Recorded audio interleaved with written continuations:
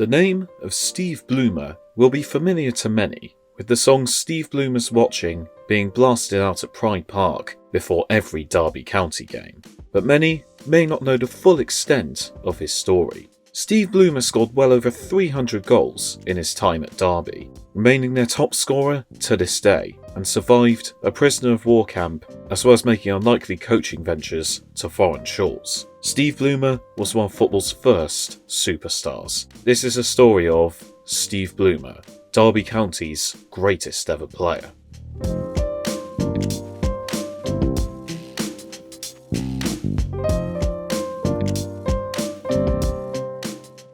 Steve Bloomer was born in Cradley, Worcestershire on the 20th of January 1874, the eldest of 6 children. His family moved to Derbyshire when he was young, and Bloomer trained as a blacksmith with the aim of following in the footsteps of his father. Having left school at 12, Bloomer soon showed a natural gift for football, as well as good skills in cricket and baseball. He would play as a striker for the teams of Lay's Iron Foundry, where his father and uncle worked, going on to play for Derby Swifts in the Derbyshire Minor League as well. He gained attraction when in one game he scored 7 goals as his side won by 22 goals to 2. He was mentored by England forward John Goodall, whose advice Bloomer credited for making his career. Steve Bloomer would join Derby Midland, who soon merged with Derby County, members of the newly founded Football League. He would score 4 times on his debut in a friendly against Darley Dale, and made his Football League debut as a result of administrative error that meant a number of Derby forwards were unavailable for their first league game against Stoke. It was a beautiful error though, as Bloomer scored in a Derby victory, and his first season saw him net 11 goals. Without Bloomer's tally, Derby could well have been relegated. His second season saw him net 19 goals in 27 games, despite missing a number of matches due to a broken collarbone, and Derby finished in 3rd place. He received his first cap for England in 1895 and netted twice in a 9-0 win over Ireland, helping England win the British Home Championship. Bloomer continued netting the goals time and time again, but faced heartache on and off the pitch. Derby finished runners-up in the First Division in 1896, and Bloomer also lost his brother Philip to peritonitis. He avenged Philip though, finishing with 22 goals and carried on by netting 24 the next campaign. Bloomer netted an incredible 31 goals in all competitions in the 96-97 season, and in the next campaign he had a chance at glory. Derby County reached the FA Cup final for the first time in 1898, and would face their bitter rivals Nottingham Forest at Crystal Palace. Bloomer would score for Derby, but it would be Forest who came out on top, winning by 3 goals to 1. Derby had another bite at the cherry in the next year's final, but heartbreak would strike in red again as Sheffield United won 4-1. Steve Bloomer may have not had much luck with major honours, but he was certainly becoming a household name. Steve Bloomer's face was used for promotional campaigns for a wide array of products, including footwear, tonic, tobacco, and he even had his own brand of football boots that would continue to be sold 40 years after his death. Despite not earning anywhere near the riches that modern footballers do, Bloomer was no doubt a celebrity. He even had a mural to him on the SS Queen Mary when the ship made her maiden voyage. Another accolade Steve Bloomer would get was scoring the first ever goal at the Hawthorns in a 1-1 draw of West Brom. He would have one final shot at the FA Cup in 1903, but lost out in devastating style, as Derby lost by 6-0 to Bury. Bloomer would remain at Derby until 1906, where at the age of 32 he was sold to Middlesbrough. Derby fans were furious, and the club was immediately relegated without him.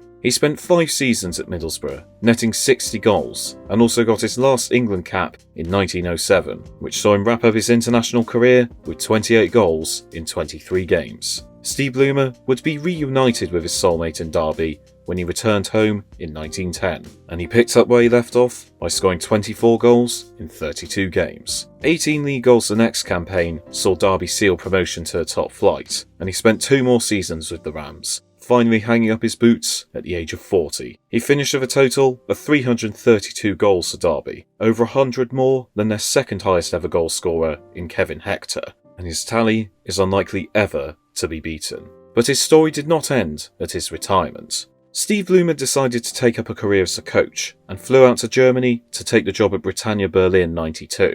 However, he was unfortunate, as only 3 weeks after starting, the First World War broke out, Steve Bloomer's contract was immediately cancelled, and he desperately tried to escape to get home, but he was unsuccessful. He was ultimately arrested as a prisoner of war, interred in Ruhleben detention camp in Spandau. Amongst a few thousand prisoners, some of whom were fellow professional footballers who had been teammates of Bloomer's, football became a common source of boosting morale, and competitions were often played which would draw large crowds. The site adopted the names of English teams, and Bloomer captained a Tottenham Hotspur XI to a cup final victory over an Oldham Athletic XI, finally breaking Bloomer's cup curse. Bloomer impressed playing cricket at the camp too, and was finally released in 1918, with a football match being played in his honour. He was released to neutral Holland, joining the coaching staff of Blauw-Wit Amsterdam. Bloomer later said that he and his fellow inmates would not have survived without football. He would finally return home in late 1918, coming back to Derby once again to manage a reserve team.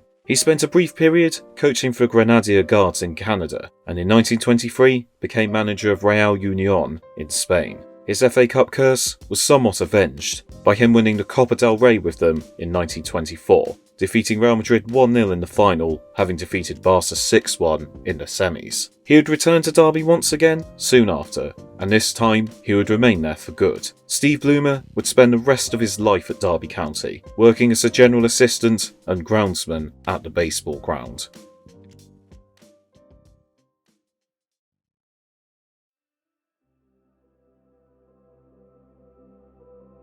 Steve Bloomer died on the 16th of April 1938, at the age of 64 from bronchitis. Derby County would avenge Bloomer 8 years later, finally winning the FA Cup in 1946, the first team to do so after World War II. In 1997, the song Steve Bloomer's Watching was written by Derby fans to pay tribute to their hero, and the song is played before matches at Derby to this day. And in 2009, a bust of Steve Bloomer was placed by the home dugout of Pride Park. Whilst none of us may have lived to see Steve Bloomer, he truly helped football grow, becoming one of the game's earliest icons, and Derby County may well have been nothing without him. It is a tragedy that he never won a trophy with the Rams, but he won the hearts of all at Derby County Football Club, and will forever be watching, helping the fight, and guiding the heroes in the black and the white.